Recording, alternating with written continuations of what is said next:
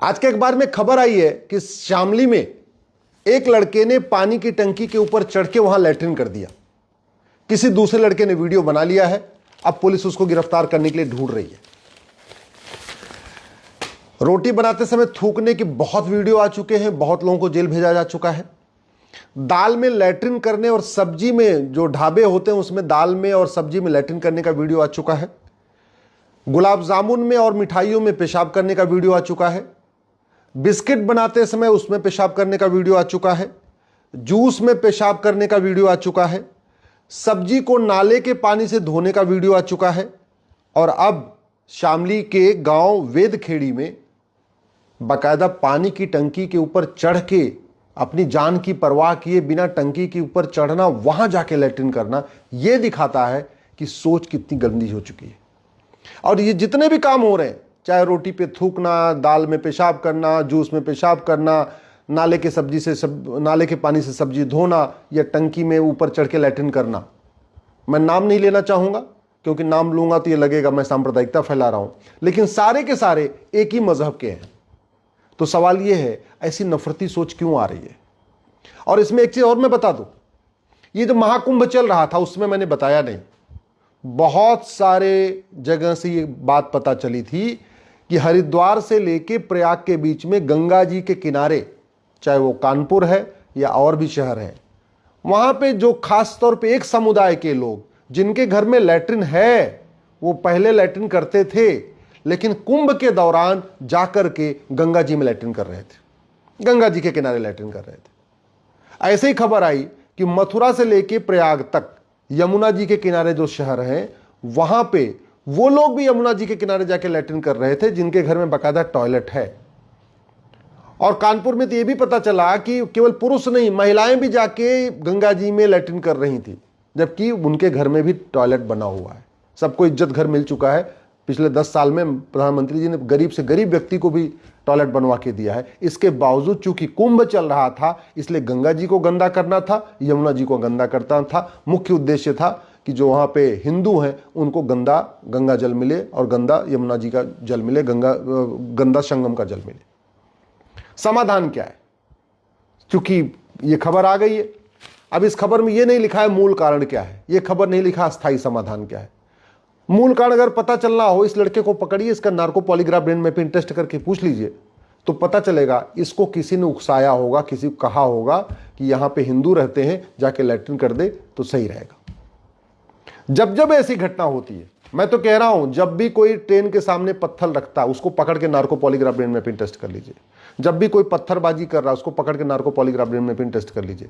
जब भी कोई जूस में पेशाब कर रहा है, खाने में लैट्रिन कर रहा है, इसके ऊपर रोटी पे थूक रहा है, जो भी ऐसे पकड़े जाते हैं इनका narco polygraph brain mapping test करिए, फिर आपको रूट काज पता चलेगा। और फिर जब रूट काज पता चल जाएगा तो परमानेंट सोल्यूशन करना आसान हो जाएगा। भारत में परमानेंट सोल्यूशन इसलिए नहीं हो रहा है कि अखबारों में समस्या छप रही है, टीवी पे समस्या की चर्चा हो रही है, संसद में भी समस्या की चर्चा हो रही है, विधानसभा में भी समस्या की चर्चा हो रही है। तो चाहे विधायिका हो, चाहे कार्यपालिका हो, चाहे न्यायपालिका हो, चाहे खबरपालिका, चारों जगह पे केवल और केवल समस्या की बात हो रही है। मूल कारण क्या है? अस्थायी समाधान इसकी चर्चा नहीं हो रही। मूल कारण है वो नफरती स्कूल, और उस नफरती स्कूल को संविधान के दायरे के अंतर्गत चलाया जा रहा है। सबसे दुख की बात यह है, और दुख इस बात की है कि सुप्रीम कोर्ट ने भी अपनी मुहर लगा दिया कि हां, संविधान नफरती स्कूल खोलने की इजाजत देता है। मुझे समझ में नहीं आ रहा है संविधान की कैसी व्याख्या की जा रही है।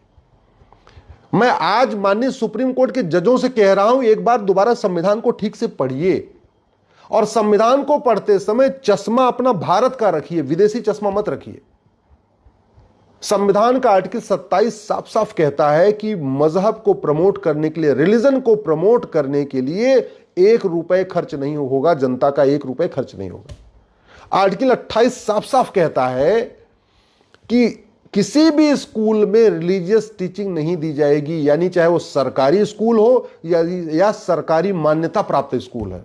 प्राइवेट स्कूल है लेकिन अगर उसने मान्यता ले रखी है सरकार से तो भी वहां पे रिलीजियस टीचिंग नहीं होगी, आर्टिकल 28 कहता है। आर्टिकल 29 में जहां माइनॉरिटी शब्द आया है वहां पे नफरती स्कूल खोलने के लिए नहीं है। वो आर्टिकल 29 कहता है every citizen have right to conserve his language, his script and culture. यानी सबको अपनी प्रथा को प्रोटेक्ट करने का अधिकार है, अपने कल्चर को प्रोटेक्ट करने का अधिकार है, अपनी लिपि को प्रोटेक्ट करने का अधिकार है। और प्रथा में भी कुप्रथा को नहीं, रीतियों में भी कुरीतियों को नहीं। प्रथा को प्रोटेक्ट कर सकते हैं, रीतियों को प्रोटेक्ट कर सकते हैं, कुरीतियों को, प्रथाओं को नहीं कर सकते। और जिस आर्टिकल 30 के नाम पे आज की डेट में 3 लाख नफरती स्कूल खुल गए हैं, 3 लाख। मुगलों के समय में 1000 स्कूल खुले थे। 500 साल मुगलों ने राज किया, 1000 स्कूल खुलवाया। 75 साल में संविधान लागू होने के बाद वो स्कूल, नफरती स्कूल, जहां पे सिखाया जाता है कि वंदे मातरम हराम है, भारत माता की जय बोलना हराम है, होली दिवाली मनाना हराम है, जो लोग मूर्ति पूजा करते हैं उनसे मिलना जुलना हराम है, उनके घर जाना हराम है, वो स्कूल जो मुगलों ने 1000 खुलवाए थे 500 साल के शासन में, आज की डेट में उनकी संख्या 3 लाख हो गई है। और ये 3 लाख स्कूल खुले हैं आर्टिकल 30 के नाम पे। मैं आपसे भी आग्रह करता हूं, एक बार आर्टिकल 27, 28, 29, 30 ये 4 पढ़ लीजिए, और आर्टिकल 25 भी पढ़ लीजिए। मैं तो कह रहा हूं 25 जहां फ्रीडम ऑफ रिलीजन है, वो freedom of religion, freedom of conversion नहीं है, लेकिन मैं उस पर अलग बात करूंगा। आर्टिकल 30 कहता है कि जो भी लिंग्विस्टिक माइनॉरिटी है, जो भी रिलीजियस माइनॉरिटी है, उसको एजुकेशन इंस्टीट्यूशन खोलने का अधिकार है। एजुकेशन इंस्टीट्यूशन का मतलब engineering college, medical college, law college, 10वीं 12वीं का स्कूल। सेकुलर एजुकेशन इंस्टीट्यूशन का मतलब सेकुलर एजुकेशन इंस्टीट्यूशन, दीनी तालीम सेंटर खोलने का अधिकार नहीं है।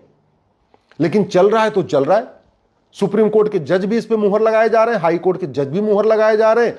जो यूनिवर्सिटी कॉलेज में प्रोफेसर हैं, लेक्चरर हैं, वो भी आर्टिकल 30 के सीख से व्याख्या नहीं कर रहे। इसलिए मजबूर होकर मुझे आज ऐसे शब्द उपयोग करने पड़ रहे, आंख बंद करके। सुप्रीम कोर्ट के साथ दिक्कत यह है कि अगर एक बार सुप्रीम कोर्ट ने कोई फैसला गलती दे दिया तो वापस लेने में उसको शर्म आती है, और एक बार उसने सुप्रीम कोर्ट ने गलत भी फैसला दे दिया तो बाकी कोर्ट के ऊपर बाइंडिंग हो जाती है। फिर सांसद विधायक इतने संविधान ठीक से पढ़ते नहीं है, वो भी सुप्रीम कोर्ट का जो फैसला उसको आंख बंद करके पढ़ लेते। एक बार पढ़िए तो क्या लिखा है संविधान निर्माताओं ने।